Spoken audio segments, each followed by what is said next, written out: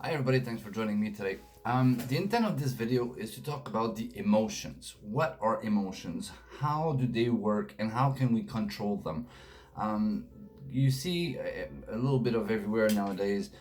Anger management, you have programs on that or courses, um, but they're focusing on one emotion alone. Yes, it's a very important one, but I think if you understand how emotion works to begin with, it'll be a lot easier to control any of all the emotions that you feel, and being able to you'll be able to take control of those emotions, therefore take control of your own life. Um, and, and and a way to explain it, a way to compare it, um, we all know electricity and we all know electric socket or outlets. We all know that if we put our fingers in it, you get a buzz, you're gonna get a shock, it's gonna go through your whole body depending on the power behind it. The power is gonna enter your body until you remove your fingers from the outlet. It's momentarily. Now, if you go in a very high voltage outlet and you do that, you may not be able to take them out on your own. You may need some help to get out of there. But yet again, it is momentarily. It may leave some scars, but it only will be for a moment, for a short time. And the scars may stay there, but over time they fade away. Emotions are the same. Emotion comes in your body, fills your whole body momentarily. They don't last unless you choose to focus and put all your attention on the reason why you're feeling that emotion in the first place. But instead, if you look at the emotion for itself and try to understand the why you're feeling that way, what is it bringing to you? Why do you think you're feeling that emotion right now? What triggered that? I think it's one of the most important thing to realize. Let's say, for example, that you're at home and you're married, and your wife calls you and she says, and she has a higher pay job than you have, and she's working overtime, and she just calls you, say, honey, I'm not gonna be at home for dinner, or she leaves you a message rather, and she says, I won't be there for dinner. Have a business meeting or dinner meeting, whatever you want to call it. I'll come home later on. Don't wait up. When you listen to that message, you can either go, oh, okay, whatever, and move on, or you can start feeling sad, mad, hurt, even jealous. Let's take for a second. The first thing that comes to mind is, who is she meeting with? I bet you she's cheating on me. If you have that emotion, stop yourself and go, okay, wait a minute. Why am I feeling this way? Why am I jealous? Have she ever given me any reason to be? No, she loves me, she trusts me, she believes in me. I love her, I believe in her, I trust her. Okay. And then you move on. And you didn't ruin your whole day. You didn't confronted her when she got home and start questioning her, drilling her about what was she doing in an anger way, hurting the other person and hurting yourself as well in the process. Instead, you're being able to analyze or identify your emotion, and then identifying where it's coming from. And when you do, you can actually take control of them, and more often than others, you will be able to almost make it sound silly, why you felt that way, why you reacted that way. But the thing is, when you are in control, when you are aware of those emotions and how they work, you are now able to take the time and shrink it. Instead of being a whole day, a whole week, you can bring it down to maybe a few minutes, maybe a few hours. But the most important thing to remember is understanding the reason why you have those emotions, right? Because a wise man told me before, years ago, life explained it to a balanced way. He said, you have two things in life. He said, you have intelligence and you have emotions. When they're both equal, that's when you work at your best. He said, but when one emotion, if the emotion goes up, one comes down, and that's the intelligent.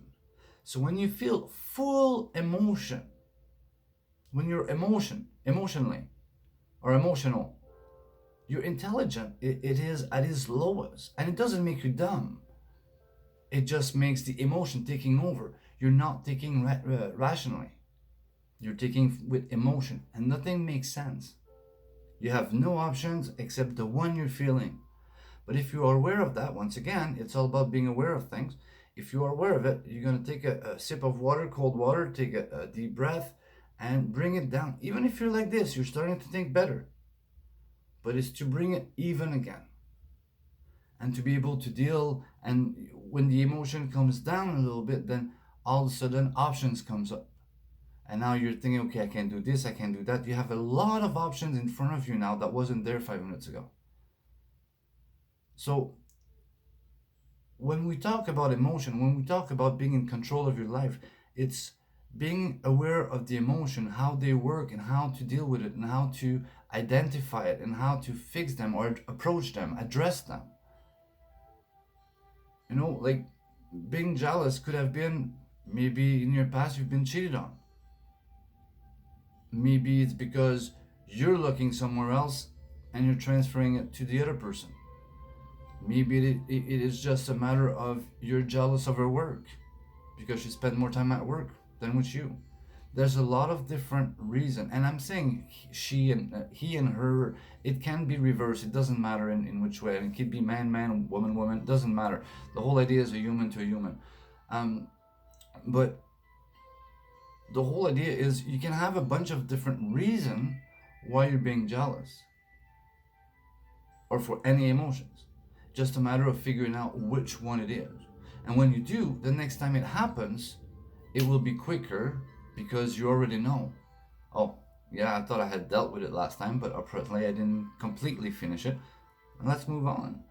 And you'll get to a point where when you do feel whatever emotion you feel, if it's silly, you start laughing at yourself. And you're not making it in a judging way or in a cruel way. It's just that it makes you giggle because you know it's silly. But you have to come up to that point. And I'm not saying that when you do, you're silly. What I'm saying is when you look at yourself, you'll be able to tell yourself that you are silly. And it's okay that way because you're not silly. The action that you're doing or going through are silly. And when we're talking about emotions again, is when you start being in control, you are going to be able to realize I am in control of my own life. See, most of the time, a lot of us will blame others for the way we feel. Oh, I was happy until they showed up. They make me mad.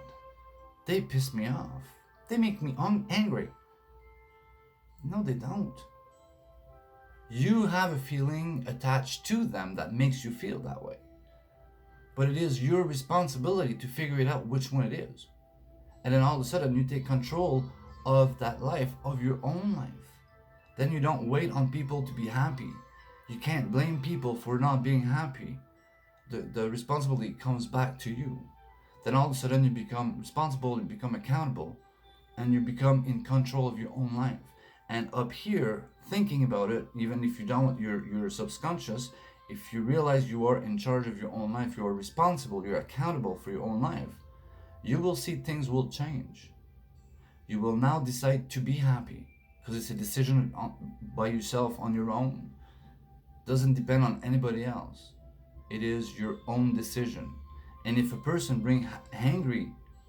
makes you angry, maybe it's time to let that person go. Find the one that makes you happy. Find the one that boosts your not ego so much, but your confidence. Find the one who actually loves you the way you are. The one who always criticizes you and always complain about you and always give you negative and feed you crap, let them go. You are now in charge of your own life. You're in charge of your emotion. And if you can step out or step back and look at your emotion from a different angle, you're gonna let them go. Once again, if it's easier for you, like I said in a prior video, it might be easier to detach yourself from your emotion. So instead of looking at yourself, look at what happened to you, step out and look at it as if it happened to someone else. Like, in the sense, like, I'll take me for example. If I look at myself and I'm wondering what I did wrong, sometimes it's not easy because your emotion gets in the picture and blur it out. What I'll do is I'll step out and I'll look at it as, okay, what did Eric do? Why do Eric feel that way?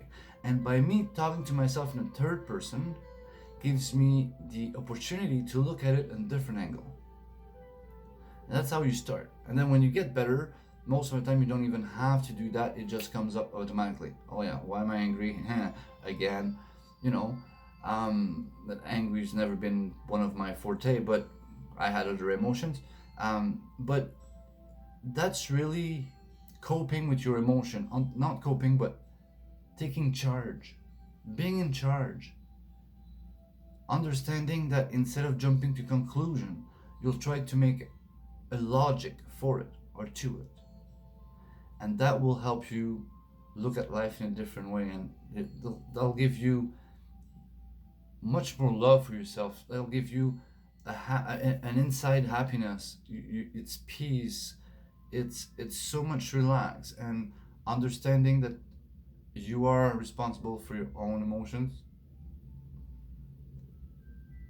makes you able to manage your emotions. And doesn't mean you're fake.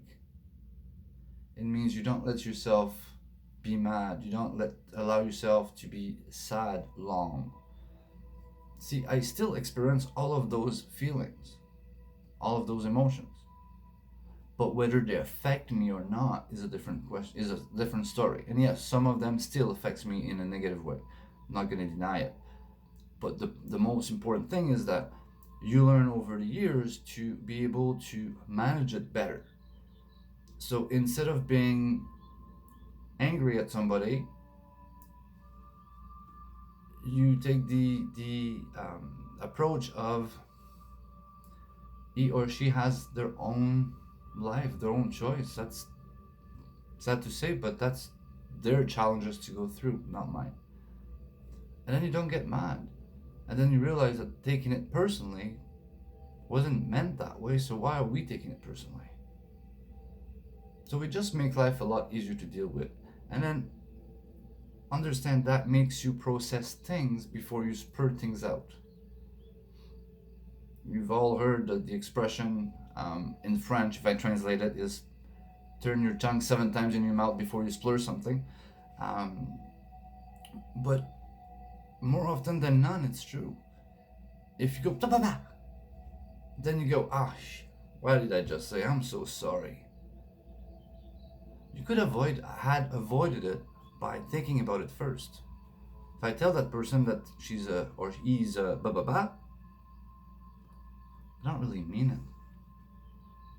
Why would I say that? What I often say now is, thank you for sharing. How can someone get mad at that? Some do, because they think I'm being a smarty pants. But the truth is, thank you for sharing. On that note, guys, I hope you enjoyed this video, and I hope that's going to give you a better idea on how to work on yourself and take control of your emotion and really decide to take control of your own life and make your own happiness, and just think for yourself. Just be in charge of your own life. That's the only hope I have, is really to give people the tools to be able to take control of their own life and bring their life to where they want it to be. On that note, guys, hope you enjoy. See you next time. Ciao. Thanks for watching. Oh, and don't forget, if you like my video, the bottom downstairs, press like and subscribe to my YouTube channel. Thanks for watching, guys. Bye.